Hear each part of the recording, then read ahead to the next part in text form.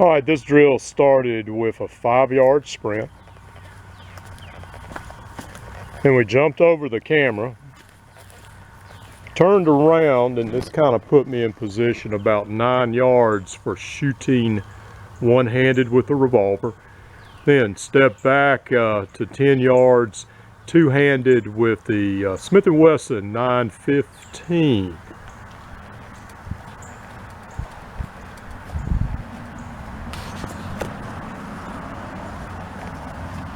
First 2 shots with the revolver. Okay, these were the shots with the 9. 2 shots with the revolver. Hit with the 9 here. Okay, 2 shots with the revolver here, and then 2 from the 9. Now I went for the head. Missed. We got this guy.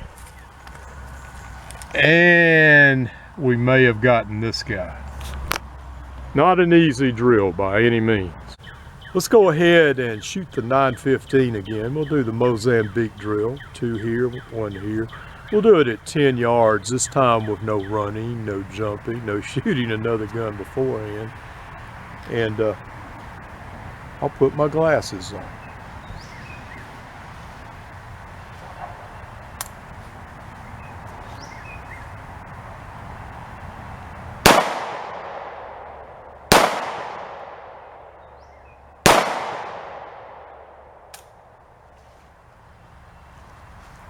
Let's go take a look.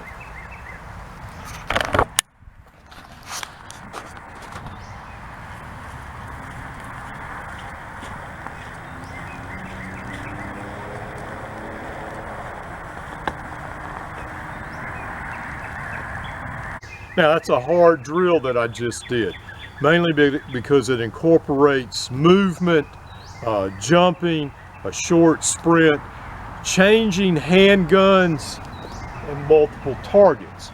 Call it the Indiana Jones drill because in the original Raiders of the Lost Ark, in the bar fight scene, Indiana Jones starts off with a Smith & Wesson Model 1917 with a cut down barrel, and then he switches to a high power during the course of the gunfight.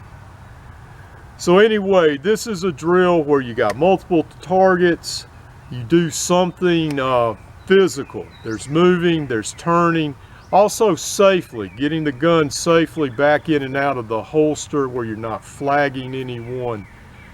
And this is not a drill that I recommend for just anybody. It's something to try when you have professional supervision. Now I put my green shirt back on so it will contrast with this black gun, which is a Smith & Wesson 915. This is a double action, single action with a safety that acts as a decocker. I like that feature a lot. It feels much like a 1911. I like that feature a lot. Now this gun came and went. It was first manufactured in 1992 as a budget alternative to the 5900 series of Smith, but this is a fairly high quality gun. You have an aluminum lower, steel slide, steel barrel. You have hard plastic grips. A gun like this today would probably cost a good bit. This one also has a all steel guide rod, whereas in 1994, because of the crime bill limiting capacity to 10 rounds, Smith also went to a polymer guide rod and changed the name to the 910. Well, anyway, it wasn't a big seller, and it kind of died a slow death, mainly because of the crime bill limiting capacity and also because of the rise of the Glock pistols. I picked this gun up at a gun store slash pawn shop called Southeastern Gun and Pawn in Liberty, South Carolina. Now, I have bought many firearms at that pawn shop. In fact, I probably have about 10 or 12 that I own right now that I've bought there. And it's a small store, and he doesn't have a big inventory, but what he does specialize in is getting in very unique guns through sale or pawn.